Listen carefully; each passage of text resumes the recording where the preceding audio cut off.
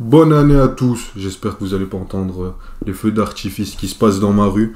Aujourd'hui, on va parler d'un sujet pas du tout dans le timing, pas du tout d'actualité, mais un sujet, je pense, qui vous intéressera un peu à l'instar de la vidéo. Le football n'a plus de magie. On vous met le lien en description. On va discuter de la Coupe du Monde dans l'aspect des gens, enfin dans la vision que les gens ont de cette compétition, parce que moi, personnellement, je trouve un peu que la vision est surfaite, un peu surcotée, si on veut prendre des mots un peu populaires. Et Malik a un tout autre avis, du coup on voulait débattre de ça, avoir votre avis. Mais avant de passer à la vidéo, on vous invite à investir sur vos athlètes préférés, sur les Khamzat Chimaev, les combattants de MMA, les joueurs de tennis, les plus grands joueurs de foot, Vinicius qui est le nouvel ambassadeur. On vous met le lien en description, grâce à ce lien, vous pouvez obtenir des cadeaux, des maillots signés, etc. Ah oui, pour Ribéry, qui va arriver devant Casillas. Vas-y mon petit. Il est dedans. Le premier but de Ribéry. Bon Malik, on va commencer, je sais pas si tu as quelque chose à dire à nos viewers. Moi j'aimerais juste rajouter déjà aussi bonne année. On espère que cette année va bien se passer pour vous. Merci. Pardon, pour ceux qui sont déjà abonnés à la chaîne, les 600 abonnés déjà. Merci à vous, que ça continue. Mais Ayoub, avant que tu continues dans ton intro, tu as dit que c'était peut-être pas dans le timing du temps. Tu as peut-être raison, mais il y a un documentaire qui est sorti sur les capitaines de la Coupe du Monde, le 30 décembre ou 31. Donc on est un peu dans les temps en vrai. Donc Ayoub, aimez ta bêtise, parce que c'est de la bêtise que tu vas dire, je le sais déjà. Et Bon, n'hésitez pas à... moi je pense que la Coupe du Monde est un peu surcotée. Bon, je vais m'expliquer, on avait un débat un peu sur Kylian Mbappé, puisqu'on a fait un réel là-dessus qui est sur Instagram, qui a fait 10 000 vues, d'ailleurs on vous en remercie, où je parlais que Kylian Mbappé pouvait devenir un flop, et on avait cette discussion avec Malik, qui me dit oui, mais il a une Coupe du Monde, quelque chose que n'ont pas Cristiano Ronaldo, Lionel Messi, ne l'a eu que maintenant. À son âge, il n'avait pas de Coupe du Monde, il n'a pas eu de Coupe du Monde à 19 ans, etc. On parlait, on disait oui, s'il avait une deuxième Coupe du Monde, il serait... À part Pelé, etc., les joueurs du Brésil, il y a très peu de joueurs dans l'histoire qui ont 2 Coupes du Monde. Et là-dessus, c'est vrai que je suis d'accord, mais est-ce que la Coupe du Monde définit la grandeur d'un joueur en 2024 ou en 2023? Moi, je sais pas. Parce qu'honnêtement, je vais dire Malik, on avait le jugement, par exemple, sur les R9, les Johan Cruyff, mais moi, mon avis sur la Coupe du Monde, c'est qu'aujourd'hui, la vie a totalement changé. Bien sûr, la popularité de la Coupe du Monde n'a pas changé. Parce que quand on voit les finales sur TF1, allez, la soirée la plus regardée de l'année. C'est les soirées où il y a 5 milliards de personnes sur Terre qui vont la regarder. Donc bien sûr que la Coupe du Monde restera toujours aussi populaire aux yeux des gens, aux yeux des fans de football et des fans de sport en général, ou juste des gens qui veulent se regrouper, supporter leur pays. Mais dans la vision de nous, Mali, qui sont censés être experts du football, qui analysent les matchs, qui vont comparer les joueurs avec leurs trophées, est-ce que la Coupe du Monde a toujours la même importance que dans les débats à l'époque? Parce que je m'explique, moi, ma vision de l'époque, et en ayant parlé avec plusieurs anciens... notamment Zinedine Zidane, Thierry Henry et autres. Non, je rigole. Anelka, qui est mon voisin, mais bon, les gens ne le croient pas. Non, mais c'est pas grave, moi, je vais boire... Non, mais c'est un jour, je vais aller chez lui, faire un snap, parce que moi, j'aime pas faire ça, et les gens me croiront enfin.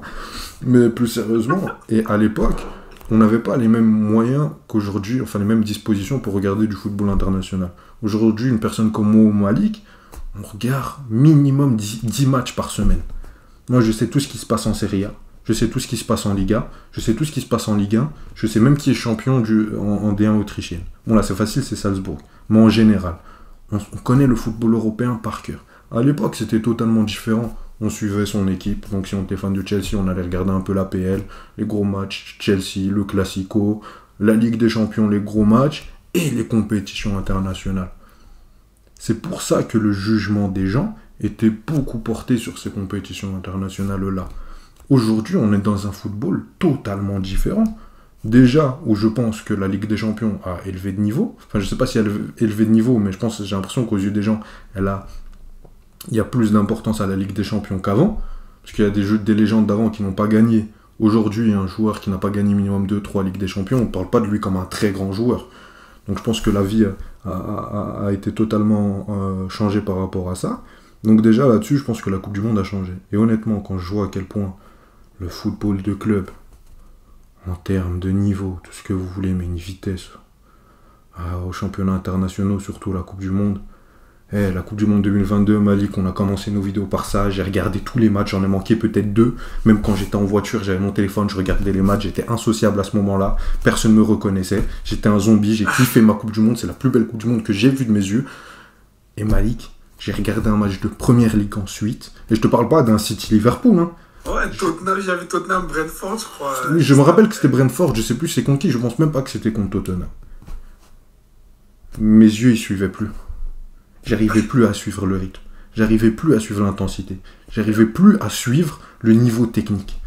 Pourquoi ? Parce que je pense qu'aujourd'hui, le football de club est plus compétitif que le football international. Et cela peut s'expliquer par plusieurs facteurs, notamment que les joueurs jouent tous ensemble, qu'ils ont des préparations physiques durant tout l'été. Là, par exemple, la Coupe du Monde. Les joueurs n'avaient même pas de préparation physique, donc c'était un contexte encore totalement différent. C'est un football où il y a moins de calculs, puisque tu vas jouer toute la saison, il y a des projets, on change de coach, des joueurs vont venir, ok. Mais le fait est que, quand je regarde un match de football de club, je vois plus d'intensité, je vois plus de niveau, en général, après bien sûr, si un France-Brésil, c'est autre chose, que dans le football international. Donc moi, c'était mon avis, je sais pas ce que vous en pensez, donc je pense qu'aujourd'hui, bien sûr que le jugement qu'on devrait avoir sur la Coupe du Monde, sur le palmarès d'un joueur de foot doit rester important et doit rester primordial, puisque moi petit je rêvais de gagner la Coupe du Monde, on a tous rêvé en tant que footballeur de gagner la Coupe du Monde. Quand tu vois qu'un joueur a gagné la Coupe du Monde, ou a gagné l'Euro, ou a gagné un trophée avec son pays, une CAN, une Copa América, c'est indélébile dans la trace qu'il va laisser dans son pays. Donc bien sûr que ça reste ultra important, même peut-être plus important, parce que le cœur compte plus. Mais mon avis était qu'en tant qu'expert du football, en tant que suiveur du football, quand on compare les plus grands joueurs et les plus grands accomplissements, je trouve que l'accomplissement d'avoir gagné une Coupe du Monde n'est pas aussi grand que certains autres accomplissements en club. Notamment des joueurs qui ont été réguliers pendant plusieurs saisons, qui ont dominé un championnat. Voilà, Malik. Alors, moi je suis pas énormément d'accord avec Ayoub parce que je trouve qu'il a...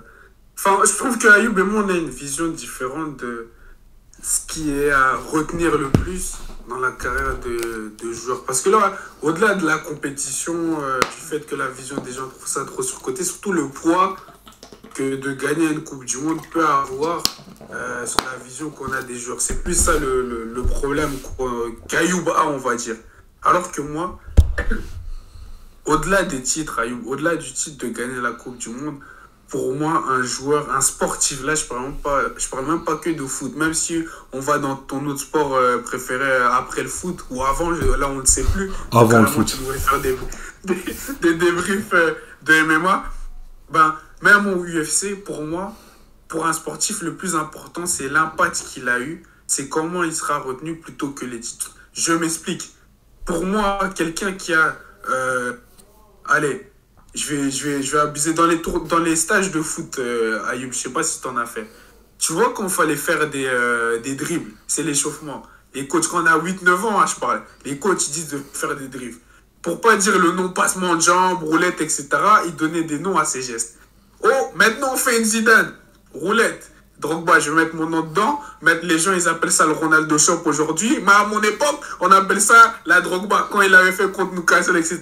Moi, en fait, c'est de cet impact que je pense. C'est que quand tu as arrêté ta carrière, tu as changé l'histoire de ton poste, par exemple. Tu as changé l'histoire de ton pays. L'impact que disait Drogba, il a eu pour la Côte d'Ivoire, dépasse le foot pour moi. Le Bouga a arrêté, limite une guerre grâce au football. Donc, pour moi, l'impact a toujours eu plus d'importance que les titres. Et, je suis désolé, Ayoub, gagner une Coupe du Monde, pour n'importe quel joueur, aura toujours plus d'impact que de gagner 4 LDC sur 10 ans d'affilée pour n'importe qui. Même pour un Messi, par exemple. Non, j'ai une question. On l'a vu. Plus d'impact dans la vie du joueur émotionnellement ou dans la carrière, dans le prestige? Moi, c'est ça mon débat. Parce que si tu me dis que demain, par exemple, moi je suis le Maroc. Aucune section africaine n'avait fait demi-finale avant nous. Et c'est pas, encore une fois, c'est pas pour nous vanter. Un peu quand même. Ok, d'accord. Demain, la Côte d'Ivoire, vous êtes une des meilleures équipes africaines aujourd'hui en match amical. Vous nous avez mis une Zumba, ça a fait match nul, mais vous méritiez de gagner 4-0, honnêtement. Demain, vous gagnez. À l'heure fait, etc. Ce sera un exploit stratosphérique, on en parlera tout le temps, toute notre vie. Mais est-ce que... J'ai oublié ce que je voulais dire. Tu disais que Par exemple, excusez-moi, un Sébastien Haller va te porter la Côte d'Ivoire, je sais même pas si c'est le bon exemple, par exemple un Riyad Mahrez en Algérie, ou peu importe, ou un Ziyech Omar, peu importe.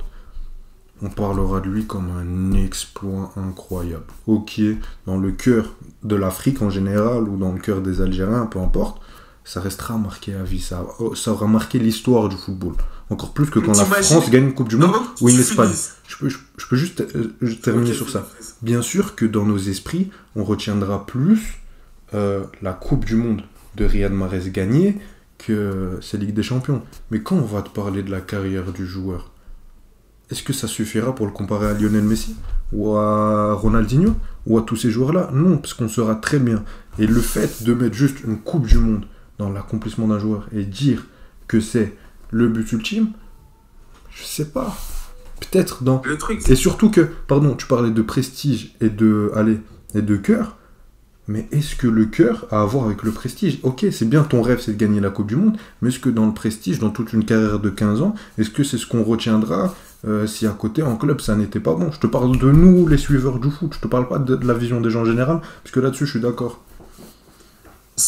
même sur la vision des gens en général et des suiveurs, et même ceux qui vont regarder la vidéo, nous je nous considère tous des suiveurs de foot, des fans de foot. Bien sûr, il y en a qui regardent à un degré plus que d'autres, mais on aime tous le foot, on est tous passionnés de foot. Pourquoi aujourd'hui on n'a aucun débat, à part peut-être toi, et même toi tu ne le fais pas, que Benzema est au-dessus de R9, et qu'il n'y a aucun débat que R9 est le meilleur neuf de l'histoire. Non, ça n'a rien à voir. Ça n'a rien à voir. Ça, c'est la qualité du football, je peux pas discuter. Oui, mais ce que je veux dire, c'est le joueur. Attends, mais Malik, je suis fou. Tu me connais. Je suis mentalement, quand on parle de foot, tout n'est pas connecté. Je suis pas fini. Ok, d'accord, tout ce que tu veux. Mais jamais je comparais Benzema avec Ronaldo. Des fois, j'ai des petites voix qui me disent, en vrai, quand tu regardes dans la carrière en Ligue des Champions, ok. Mais si on parle de niveau de jeu, là, non. Donc la comparaison n'est pas bonne, Malik. Non, mais parce que pour toi, si un joueur qui a un niveau moindre qu'un joueur, par exemple, comme... pour pas prendre Messi ou Ronaldo, si je compare Bale et Neymar, Bale en termes de niveau, peut-être que tu vas me dire en termes de niveau de joueur de foot, tu trouves que Neymar est plus fort. Mais moi, je trouve que je ne peux pas mettre Neymar au-dessus de Bale, parce qu'au-delà de que Bale a eu 5 LDC, qu'il a été 2 fois meilleur joueur de Première Ligue, à 2 postes différents, que tu oublies de mentionner aussi des fois Ayoub, ce que les gens retiennent de Bale, c'est que c'est un super-héros dans le sens où ce qu'il a fait avec le Pays de Galles, c'est pas normal, gros. Qui fait qu'aujourd'hui, on a des attentes de, comment ça s'appelle, Haaland et Odegaard, de porter la Norvège comme ça, alors qu'on ne devrait jamais avoir ce genre d'attente. Tu sais ce que je veux dire? Parce que ce que tu fais avec ton pays, Ayoub, ça aura toujours plus d'impact, plus de valeur que peu importe ce que tu fais pendant 15 ans avec ton club. Et moi, c'est juste ça mon point, en vrai de vrai. Ok, je suis d'accord. Je suis d'accord sur le fait, je te dis pas que le football de sélection n'est pas important. Mais il faut revoir le prestige aujourd'hui, en 2024. Des fois, il faut faire une mise à jour. On n'a plus le même œil. Par exemple, je suis d'accord, Gareth Bale, mais Gareth Bale, ok, il a porté l'Euro 2016, mais si à côté, comme tu l'as dit, il n'avait pas été 2 fois meilleur joueur de Première Ligue, c'était pas un joueur sensation et iconique du côté de la Première Ligue, s'il n'avait pas gagné 5 Ligues des Champions avec le Real, qu'il n'avait pas parti d'un trio magique en club avec la BBC, aujourd'hui, tu me parlerais de l'Euro 2016 en mode, ouais, tu te rappelles, Bale à l'Euro 2016, ouais, c'était bien. Ok? Donc pour moi, c'est pas que c'est un plus, mais c'est un tout. Bien sûr qu'on regarde la compétition internationale, qu'on regarde les accomplissements. Mais c'est plus comme à l'époque, où à l'époque c'était primordial et que c'était quasiment le plus important, ce qu'on allait regarder en premier. Tu vois ce que je veux dire? Par exemple, à Zinedine Zidane. Prenons le cas de Zidane. J'ai pas envie de parler de mal de Zidane, en plus hier je me suis endormi sur son interview avec Tony Parker. Mais c'est vrai en plus. Mais quand on prend le cas de Zidane, à l'époque, on s'en foutait si Zidane était régulier toute la saison. Voilà. Oui, on est d'accord. Coupe du Monde 2006, l'Espagnol, il le traite de vieux, il revient en équipe de France, il y a Domenech, etc. Le mec qui te fait une compétition. Moi, pendant tout le Covid, j'ai regardé tous les matchs de France pour voir Zidane. Et c'est tout ce qu'on retient. Et quand en 2006, moi je te dis Zidane et Ballon d'Or, parce que bien sûr, c'est ce qu'on retient. On retient la Coupe du Monde. Et même dans 20 ans, on ne retiendra pas la saison d'Haaland, on retiendra la Coupe du Monde de Messi, puisque c'est iconique. Et encore, Messi, c'est un cas à part. Comme tu l'as dit, Ronaldo-Messi, Ronaldo qui gagne l'Euro avec le Portugal. Ok, d'accord. Donc c'est un cas à part. Mais aujourd'hui, Zidane, il aurait fait la Coupe du Monde qu'il veut. Peut-être comme un Griezmann aujourd'hui, mais pourquoi un Griezmann, on le met pas au niveau d'un Zidane, au niveau je sais pas, d'un mec, d'un Thierry Henry, pourquoi on le met pas? Pourtant, en sélection... À ce niveau-là. Mais pourtant, en sélection nationale, Non, en sélection, il est quasiment à ce niveau-là, on est bien d'accord. Parce qu'en club, et c'est un grand joueur, Griezmann, hein. Je te parle pas de Pedretti, hein. On parle d'Antoine Griezmann, hein. C'est excellent. Parce qu'en sélection, il a jamais gagné de Liga. Même s'il a été très bon avec l'Atlético, ça a été un flop au Barça. Tu vois, il y a tout ça qui rentre en compte. Alors que Griezmann, tu me le mets 10 ans en arrière, il te fait ça en 2006 avec Zidane, Thierry Henry, ou en 2004 ou en 2002, jamais on te parle de lui comme un simple grand joueur. On t'aurait parlé de lui comme une légende, comme une icône. Tu vois ce que je veux dire? C'est ça mon point. C'est là que la vision des gens sur la Coupe du Monde a changé. Aujourd'hui, je sais pas, des exemples comme ça, je peux t'en donner plein. Un joueur Coupe du Monde en 2010, Iniesta, Schneider et tout, si ces mecs-là, c'était pas des cracks en club, qu'ils avaient pas pris des triplés, on les verrait pas de la même manière. On aurait dit oui, c'était des magnifiques joueurs pour l'épopée de l'Espagne. En 2002, R9, la saison qu'il te fait, aujourd'hui il te l'a fait, on te dit oui, mais en club c'est pas bon, etc. Regarde Haaland. À l'époque, on n'aurait jamais eu ces débats-là, Malik. Parce qu'à l'époque, c'était normal. On a eu ça un peu cette année, on va pas se mentir. Messi, il gagne le ballon d'or. Oui, mais parce que c'est autre chose. Oui, mais parce que là, c'est... Non. Donc ça a toujours cette importance. Oui, mais parce que là, c'est... Oui, mais Lionel Messi, c'est parce qu'il y a eu tout le truc qu'il a fait en club, où pendant 15 ans, il a marché sur tout le monde, où tout le monde voulait... Mais sur cette saison, non. Je suis d'accord. Je suis d'accord. Et quand même, il était à 16 buts, 16 passes décisives en Ligue 1, donc... Non, mais c'est pas comme... Oui, je suis d'accord, non, mais je suis complètement d'accord. Mais là, l'histoire que tu vas raconter, c'est Lionel Messi, le meilleur joueur de l'histoire, a enfin gagné sa Coupe du Monde avec l'Argentine. Là, t'as changé le cours de l'histoire. C'est le meilleur joueur de tous les temps qui a gagné le seul trophée qui lui manquait dans le football. Donc voilà, je sais pas si t'as quelque chose à rajouter. Moi, j'ai dit ma pensée. Vous pouvez en discuter en commentaire. Je pense qu'on s'éloigne pas. Je pense qu'on est plus ou moins d'accord. Pour moi, c'est plus une question d'époque où la narrative est différente. C'est ça. Non, mais franchement, dites-nous en commentaire. Je trouve que c'est intéressant qu'on ait une vision de comment on voit toute cette histoire de Coupe du Monde. Mais je pense que moi... Enfin, même pour Aïe, en vrai. Parce que même Aïe, je pense pas que tu dénigres complètement la Coupe du Monde. Mais l'impact qu'aura la Coupe du Monde, comment ça peut te surélever dans le prestige de ta carrière, même si tu n'avais pas le niveau... Bah, regarde Griezmann, grâce à la Coupe du Monde, on le voit différemment. Griezmann, c'est pas une légende pour toi. Griezmann, c'est une légende. De l'équipe de France, oui. Pas du football. C'est lié, parce qu'en fait, le lien dans le foot qu'on a fait entre toutes ces légendes, si on retourne dans l'époque... Barthez, c'est une légende du foot. Barthez, c'est une légende du foot. Lautaro Martinez. Barthez. Il a quand même fait des trucs avec Manu, mais bref. Mais c'est pour te dire, là, je veux juste dire que l'histoire du foot a toujours fait en sorte que la Coupe du Monde, on aimait bien relier, et c'était... un aspect où toutes les légendes, à part malheureusement Cristiano, non seulement l'ont gagné et ont eu un impact sur cette compétition. Donc, dans l'histoire du foot, même en 2040, on parlera encore de, comme tu dis, la Coupe du Monde de Zidane en 2006, même s'il n'a pas gagné. On reviendra sur quand Pelé l'a gagné. Et ça, je suis d'accord. Je suis d'accord. Mais on ne te dira pas, Griezmann, il avait gagné en 2018, parce que Griezmann en club, ça n'avait pas suivi. Tu vois ce que je veux dire? Aussi parce que c'était pas le niveau des plus grands. Griezmann en 2018. Un peu plus porter la France. On aurait peut-être... Griezmann 2018, Griezmann 2022. Et tu sais, Malik, très bien, parce que toi, tu me connais personnellement en dehors des caméras, que je suis très loin d'être le plus grand fan de Griezmann et très loin d'être le plus élogieux envers lui. Mais à un moment, il faut reconnaître, il faut être objectif qu'en compétition internationale, c'est un des meilleurs joueurs que j'ai vu de mes yeux. Ok? Pourtant, on parlera jamais de lui comme une légende. Ou très peu. Parce qu'en club, ça n'a pas suivi. Et là, mon point est là. Alors qu'à l'époque, on aurait eu beaucoup moins de son jugement en club. On aurait dit, ok, il n'a pas gagné de Ligue 1, mais en sélection, c'était Griezmann, quoi. Tu vois, on aurait eu un tout autre jugement. Par exemple, un Benzema à l'époque, on aurait été encore beaucoup plus sévère envers lui. Parce qu'on aurait dit, oui, il n'y a jamais rien eu en sélection. Parce qu'à l'époque, le football de sélection avait un standard de plus. Aujourd'hui, on dit, ouais, mais il a gagné 5 Ligues des Champions de plus. À l'époque, on t'aurait dit, ouais, mais en équipe de France, il n'a rien fait. Parce que les gens, ok, ils vont regarder la Ligue des Champions, mais ils vont aussi regarder la Coupe du Monde. Ah, il n'y a pas de Benzema. Ah. Encore, Benzema, c'est un statut différent, mais tu me comprends. Et juste pour finir, vraiment, parce que mon point à la base était sur Kylian Mbappé, on me dit si Kylian Mbappé gagne 2 Coupes du Monde. on dirait que ça a été un joueur comme Griezmann. Enfin, on se comprend, hein, je le compare pas à Griezmann, mais que ça a été un joueur légendaire en compétition internationale, et peut-être le plus grand joueur français de l'histoire, derrière Karim Benzema, ça a discuté.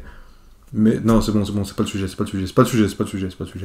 Mais qu'en club, on attendait beaucoup plus de lui. On attendait que ce soit le mec qui te prenne 3 ballons d'or, qui te mette 50 buts chaque saison, qu'il soit injouable. Tu vois ce que je veux dire? Donc s'il réussit pas en club, mais que malgré tout il a ses accomplissements en sélection, on sera jamais satisfait à 100%.